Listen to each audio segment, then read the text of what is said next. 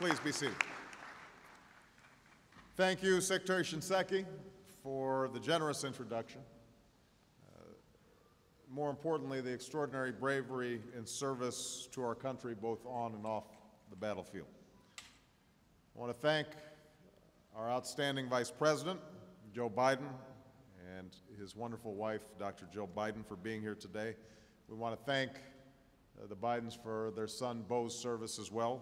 We're glad he just got back from Iraq.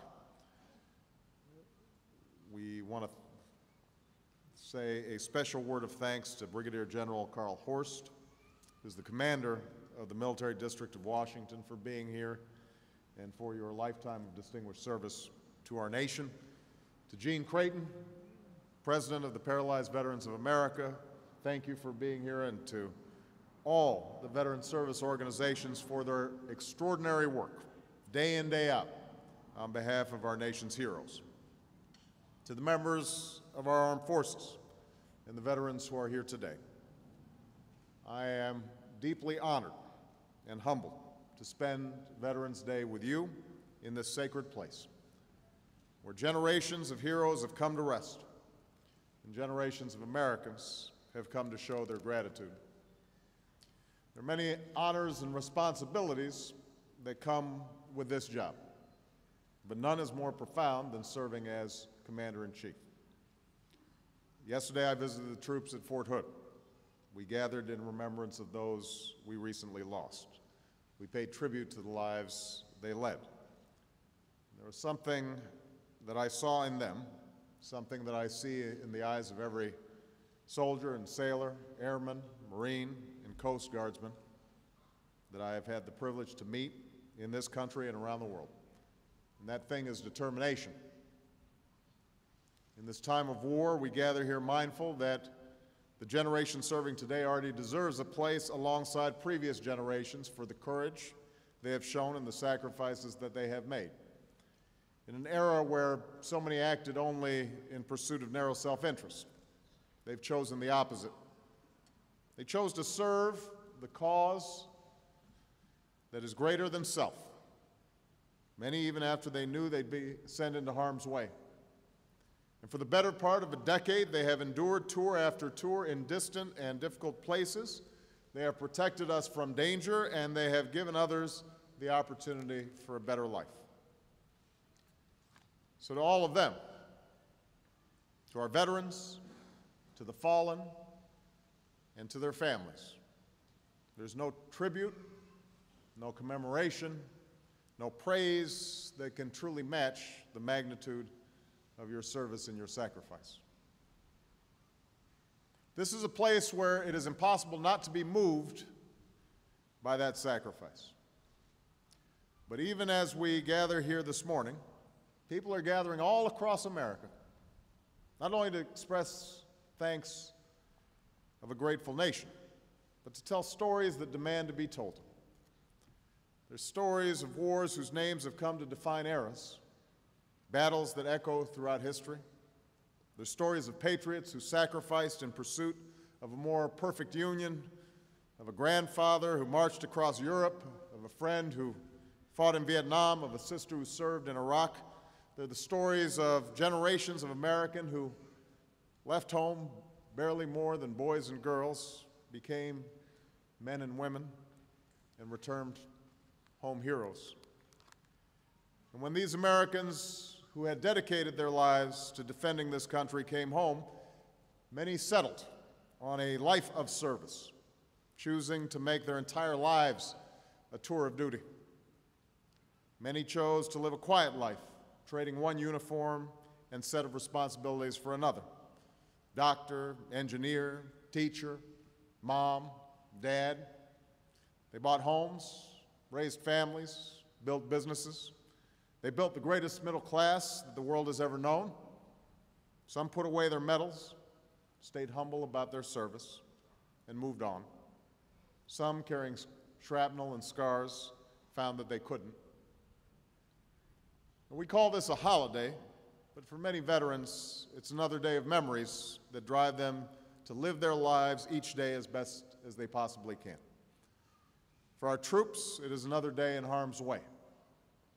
For their families, it is another day to feel the absence of a loved one and the concern for their safety. For our wounded warriors, it is another day of slow and arduous recovery. And in this national cemetery, it is another day when grief remains fresh. So while it is important and proper that we mark this day, it is far more important we spend all our days determined to keep the promises that we've made to all who answer this country's call. Carved into the marble behind me are the words of our first commander-in-chief. When we assumed the soldier, we did not lay aside the citizen. Just as the contributions that our servicemen and women make to this nation don't end when they take off their uniform, neither do our obligations to them. And when we fulfill those obligations, we aren't just keeping faith with our veterans, we are keeping faith with the ideals of service and sacrifice upon which this republic was founded.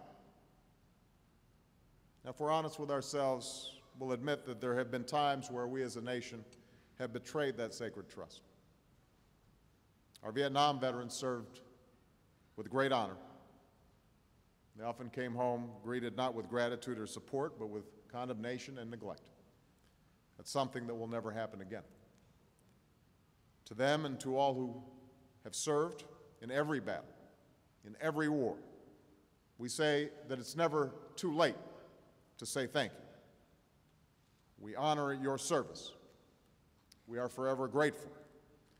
And just as you have not forgotten your missing comrades, neither ever will we. Our servicemen and women have been doing right by America for generations, and as long as I am Commander-in-Chief, America is going to do right by them. And that is my message to all veterans today. That is my message to all who serve in harm's way, to the husbands and wives back home doing the parenting of two, to the parents who watch their sons and daughters go off to war, and the children who wonder when mom and dad is coming home, to all our wounded warriors and to the families who laid a loved one to rest, America will not let you down. We will take care of our own. And to those who are serving in far-flung places today, when your tour ends, when you see our flag, when you touch our soil, you will be home in an America that is forever here for you, just as you have been there for us. That is my promise, our nation's promise, to you. Now, 91 years ago today, the battlefields of Europe fell quiet as World War I came to a close. But we don't mark this day each year as a celebration of victory, as proud of that victory as we are. We mark this day as a celebration of those who made victory possible. Today we keep in our minds the brave men and women of this young nation, generations of them, who above all else believed in and fought for a set of ideals. Because they did, our country still stands. Our founding principles still shine. And nations around the world that once knew nothing but fear now know the blessings of freedom. That is why we fight, in hopes of a day when we no longer need to. And that is why we gather at these solemn remembrances and reminders of war, to recommit ourselves to the hard work of peace. There will be a day before long when this generation of servicemen and women step out of uniform. They will build families and lives of their own. God willing, they will grow old.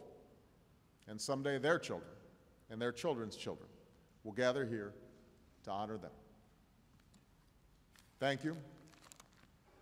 God bless you. And God bless the United States of America.